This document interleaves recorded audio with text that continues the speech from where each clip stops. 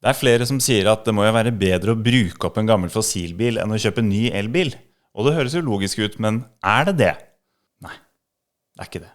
Hvis bare folk hadde å sjekke litt tall før de lirte av seg sånne ting. Eller handler det om at de ikke vil sjekke? Vi har satt opp et regnestykke, vi. Det helt riktig. Det blir større utslipp av å produsere en elbil enn å produsere en fossilbil, og det har med batteri å gjøre. I dette eksempelet 16 tonn for elbil, 9,4 tonn for fossilbil. Men så jo til gjengjeld utslippene under kjøring mye lavere.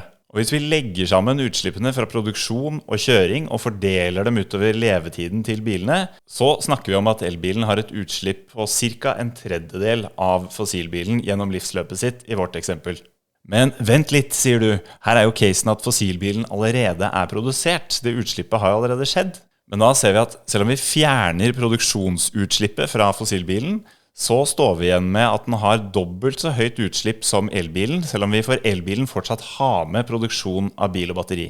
Så sier folk sånn, ja, men hvis dette skal være en klimaløsning, så må jo elbil også funke i land hvor de bruker masse kullkraft, og det gjør de jo ikke. La meg ta deg med på en reise til Polen. Polen har den tvilsomme æren av å ha Europas skittneste strøm. Og plutselig så ser det ut som elbilen taper 207 mot 186 gram CO2 per kilometer. Men vent litt, vi har jo tatt med utslippene fra produksjon av strøm. Da må vi gjøre det samme for produksjon av diesel også. Den skal jo pumpes opp, raffineres, transporteres. Og vips, så taper altså fossilbilen igjen. Tilbake til spørsmålet, det bedre å bruke opp en gammel fossilbil enn å kjøpe ny elbil? Og svaret altså nei. Elbilen har fortsatt et lavere utslipp enn fossilbilen, selv om vi legger litt pessimistiske forutsetninger til grunn for batteriproduksjonen og lader den på polsk kullkraft. Så blir det utslippet fordelt utover bilens levetid lavere per kilometer enn det å fortsette å bruke en gammel fossilbil har.